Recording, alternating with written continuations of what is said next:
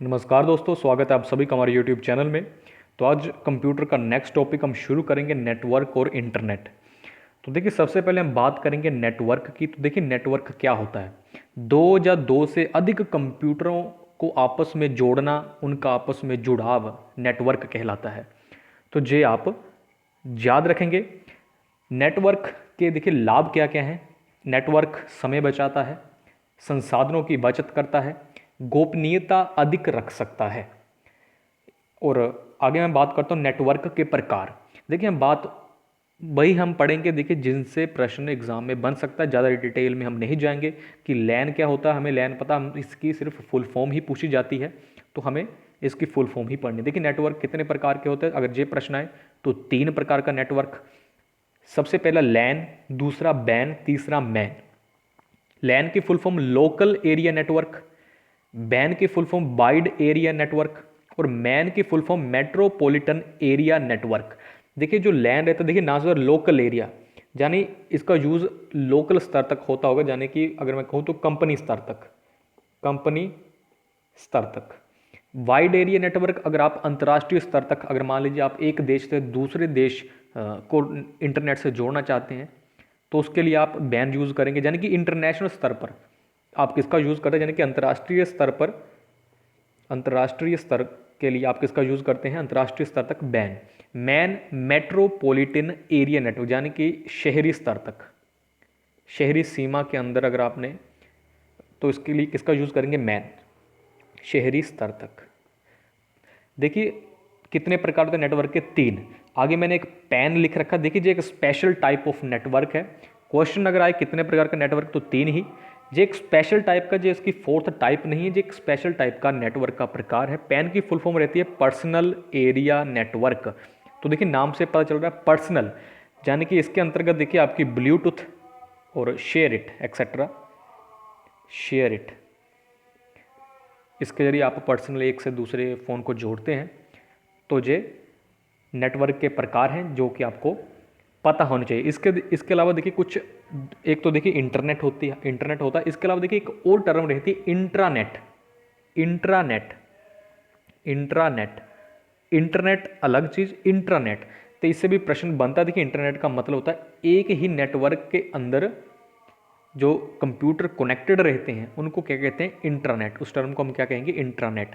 तो एक ही नेटवर्क के अंदर कनेक्टेड कंप्यूटर्स को या कार्यरत कंप्यूटर्स को, एक ही नेटवर्क के अंदर कार्यरत कंप्यूटर्स को क्या कहेंगे, इंट्रानेट। उस टर्म को क्या नाम दिया गया, इसको इंट्रानेट। तो ये भी आप याद रखेंगे। नेटवर्क से देखिए आपको इतना ही पढ़ने की ज़रूरत है। अब हम बात करेंगे इंटरनेट की।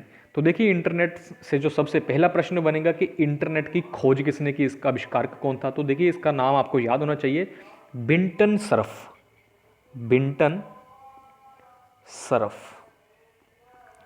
इनके साथ देखिए जनरली आपको ऑप्शन में सिर्फ यही एक नाम दिया रहता है। इनके साथ एक दूसरा नाम भी आप याद रखेंगे, रॉबर्ट ई कॉन। तो ये 2 नाम आप याद रखेंगे, विंटन सरफ आपको याद रहना चाहिए। तो ये आप याद रखेंगे। देखिए, सबसे पहले इंटरनेट का यूज़ कहाँ पर हुआ? तो यूएसए में। कहाँ पर हुआ? यूएसए में। और देखिए, क्या शुरू में ही इसका नाम इंटरनेट था? नहीं। दुनिया का सबसे पहला जो इंटरनेट था उसका नाम क्या था? अर्पानेट। ये आप याद रखेंगे, अर्पा नेट। ये दुनिया का पहला इंटरनेट था, तब इसे क्या कहा जाता था? अर्पानेट। इसकी अगर फुल फॉर्म की बात करूं अर्पानेट की, तो advance research project agency network. क्या होगी इसकी full form? Advance research project agency network. तो ये आप याद रखेंगे। ये कब बनाया गया था? 1969 में यूएसए के द्वारा बनाया गया था। किसके लिए यूज़ के लिए? तब इसे मिलिट्री पर्पस के लिए यूज़ किया जाता था, मिलिट्री के लिए इसे यूज़ किया जाता था। पब्लिकली कब इंटरनेट यूज़ किया गया? तो इसके 20 साल बाद पब्लिक के लिए 1999 में तो पब्लिकली इसका यूज़ किया गया। पहले इसका यूज़ सिर्फ मिलिट्री के लिए किया जाता है, डिफेंस के लिए, यूएसए आर्मी के द्वारा। और नाम आप याद रखेंगे, अर्पानेट।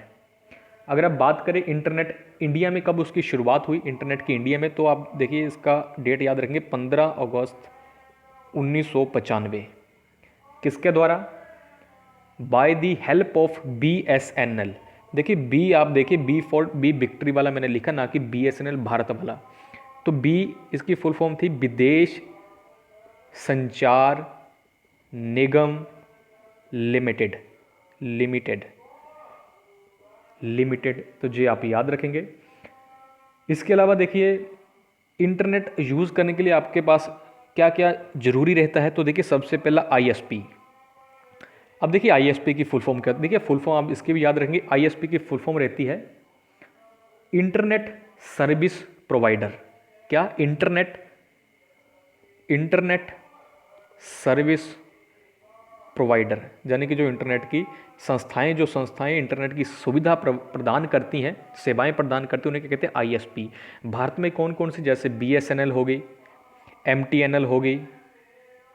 तो जी आप याद रखेंगे BSNL, MTN। इसके अलावा और कौन कौन सी? जैसे आइडिया, एयरटेल, जियो, जो सारी क्या है? ISP, यानी कि जो क्या है? इंटरनेट सर्विस प्रोवाइडर हैं।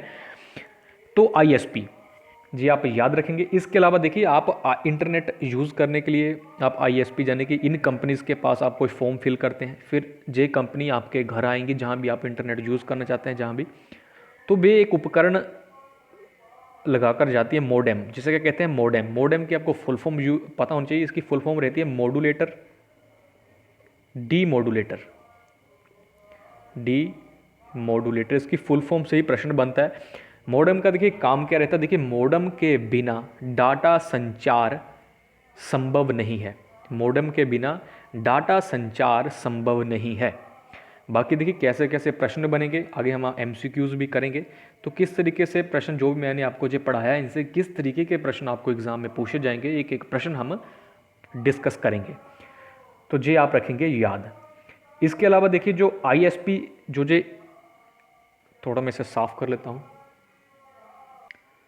तो देखिए जे ISP की मैंने फुल फॉर्म बताई, इंटरनेट सर्विस प्रोवाइडर। जो संस्थाएं आपको इंटरनेट प्रोवाइड करती है, जैसे मैंने आपको बताया एयरटेल, आइडिया, जियो।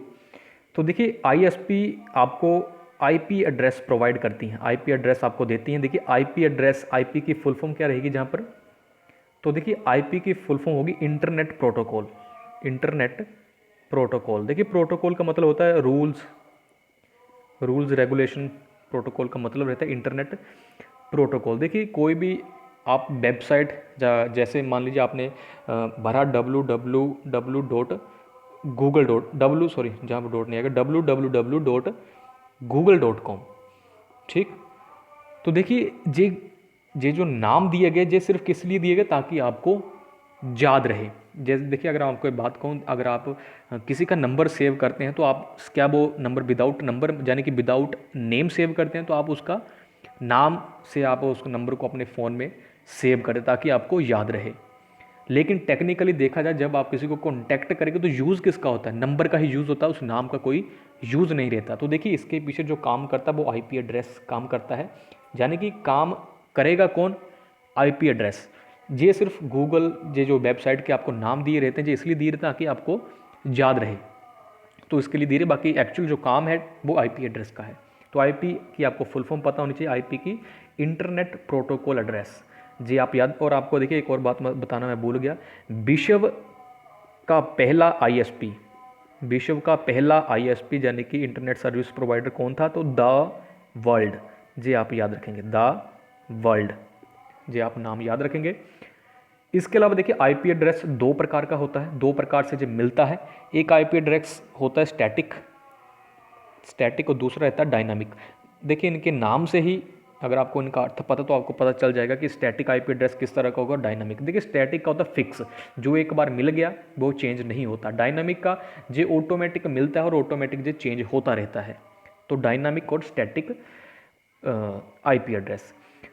IP एड्रेस से देखिए आपको जनरली क्वेश्चन, IP एड्रेस अगर मैं आपको कुछ और इसके बारे में बताऊं, तो देखिए IP एड्रेस कैसे आपको पता चले, अगर एग्जाम में अगर ऐसा प्रश्न बने, निम्नलिखित में से जो आपको 4 कोई नंबर दे रखे होंगे, इनमें से कौन सा IP एड्रेस है? तो देखिए IP एड्रेस के लिए कुछ शर्तें रहती है। सबसे पहले कि ये 4 के समूह में रहता है, 4 नंबर के समूह में होता है। जी 4 नंबर के समूह में होता है।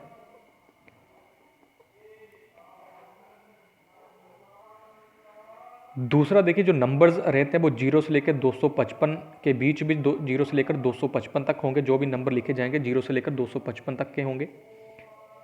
और नंबरों को, जो नंबरों का समूह रहता है उसे डॉट के द्वारा अलग किया जाता है, विभाजित किया जाता है, डॉट के द्वारा उन्हें सेपरेट किया जाता है। अब मैं आपको एग्जाम्पल के जरिए समझाता हूँ।